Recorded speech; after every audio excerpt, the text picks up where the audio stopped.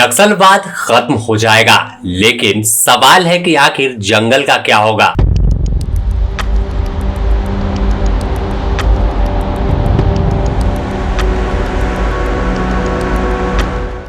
क्या वह जंगल पर वापस से हक अधिकार जंगल में रहने वाले आदिवासियों का होगा, या फिर अभी भी उसी तरह से यह जिंदगी बिताएंगे।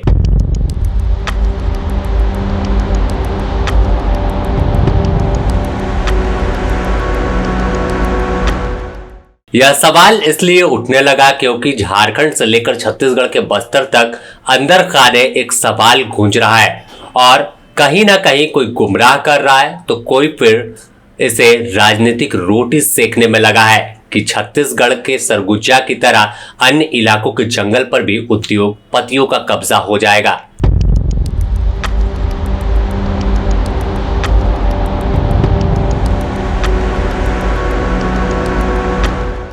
इस पूरे मामले पर हमने गहनता से जांच की, लेकिन इसे समझने के लिए पूरे नक्सल अभियान को समझना होगा और जानना होगा कि आखिर क्या नक्सलवाद खत्म होने के बाद उन जंगल में उसके असली मालिक आदिवासियों को वन अधिकार पट्टा दिया जाएगा और आखिर बाकी के बाद जंगल का क्या होने वाला है। नक्सलवाद का नामो निशान खत्म हो जाएगा तो क्या सारंडा से लेकर बस्तर तक के जंगल सुरक्षित रहेंगे? क्योंकि कई नेता से लेकर सामाजिक कार्यकर्ता और आदिवासी सवाल उठाने लगे कि बड़े ऑपरेशन के जरिए जंगल उद्योगपतियों को सौंपने की तैयारी है और निशाने पर केंद्र सरकार है। लेकिन इस पूरे मामले को समझेंगे कि आखिर कहानी क्या है और कैसे नक्सलियों का सफाया होगा और उसके बाद आगे क्या होने वाला है। अगर हम सबसे पहले बात सारंडा की करें तो सारंडा जंगल एशिया में साल के पेड़ के लिए सबसे घना और बड़ा जंगल में शामिल है। माना जाता है कि यह जंगल काफी बीहड़ है और इस बीहड़ में कई ऐसे जानवर हैं, कई ऐसे पेड़ हैं, कई ऐसे आयुर्वेदिक जो है वो तमाम चीज मौजूद है जो आपको अन्य जगह पर नहीं मिलेंगे। और इस जंगल में जब आप एंट्री करते हैं तो आपको बीच बीच में कई छोटे छोटे गांव मिलेंगे जहां कोई साधन तो नहीं है, लेकिन खेती और उसी पेड़ पौधे और जंगल के बदौलत जंगल में रहने वाले आदिवासी अपने जीवन को बिताते हैं।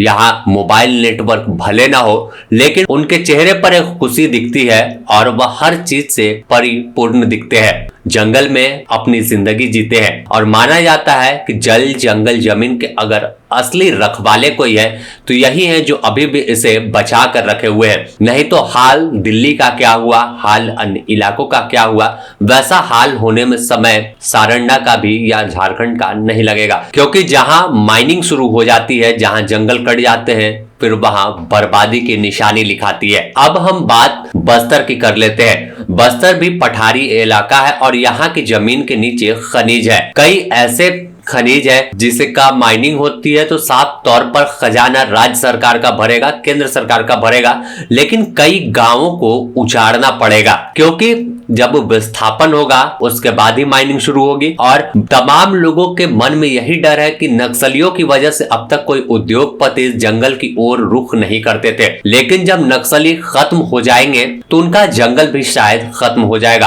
और यही वजह शायद है कि अब तक इतने लंबे समय से आजादी के बाद से कोई हथियार उठाकर जंगल में घूम रहा है और उन्हें समर्थन स्थानीय लोगों का है, जंगल में रहने वाले लोगों का है।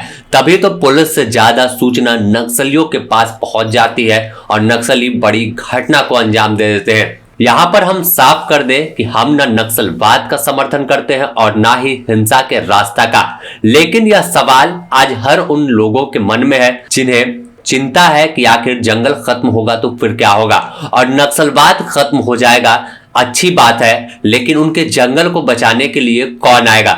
माना जाता है, लोग कहते हैं, कई मीडिया रिपोर्ट्स में है कि अब तक अगर जंगल सुरक्षित है तो नक्सलियों की वजह से था, लेकिन अब नक्सली खत्म होंगे तो जंगल बचाना भी एक चुनौती होगा।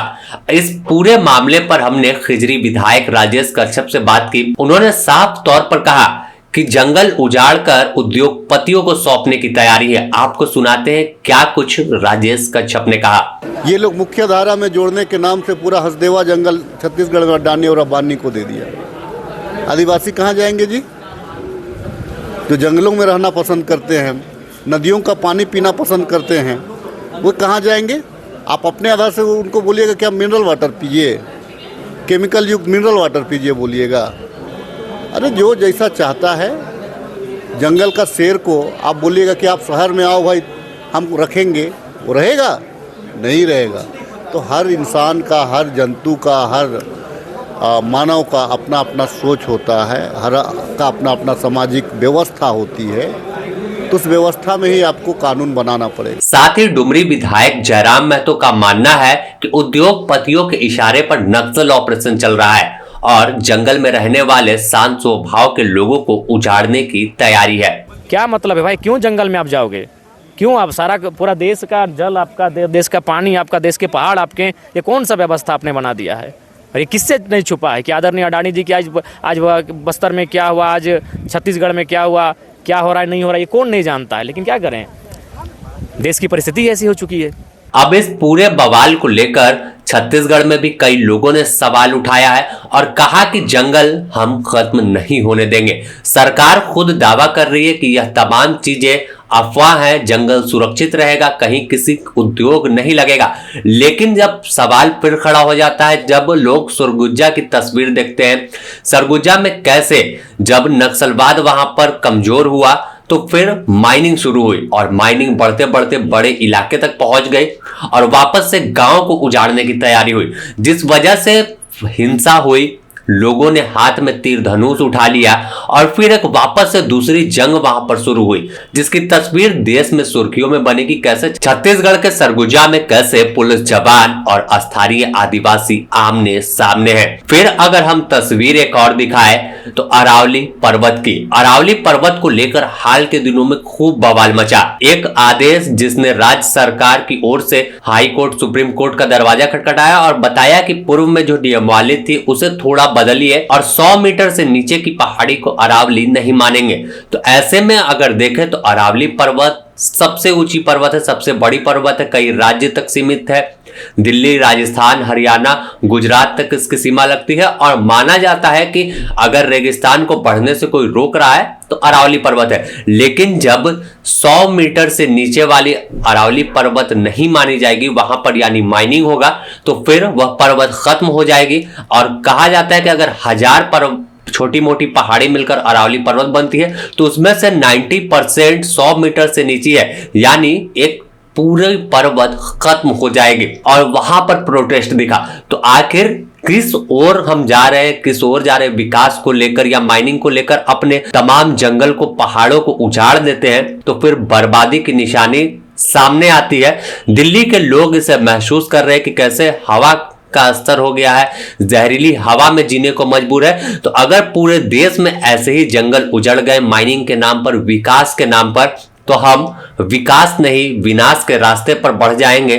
और नक्सलवाद जरूर विकास में बाधा था, लेकिन विकास का मतलब जंगल उजाड़ना नहीं है। हम यहां पर फिर दोहरा दें कि नक्सलवाद का समर्थन द न्यूज पोस्ट नहीं करता। यह तमाम बयान थे, तमाम लोगों के सवाल थे जो सामने आ रहे थे, तो उसी पर आप तक एक रिपोर्ट पहुंचा रहे कि आखिर लोग क्या सोचते हैं और क्या सच में जंगल खत्म हो जाएगा और क्या सच में किसी उद्योगपति के इशारे पर बड़ा नक्सल ऑपरेशन चल रहा है।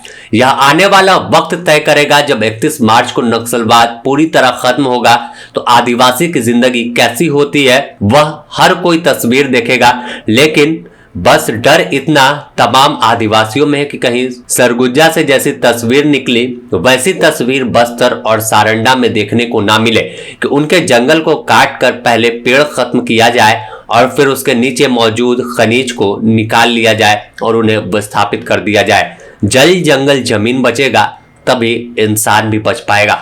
बने रहें द न्यूज पोस्ट के साथ, इससे जुड़ी और भी अपडेट आपको देंगे।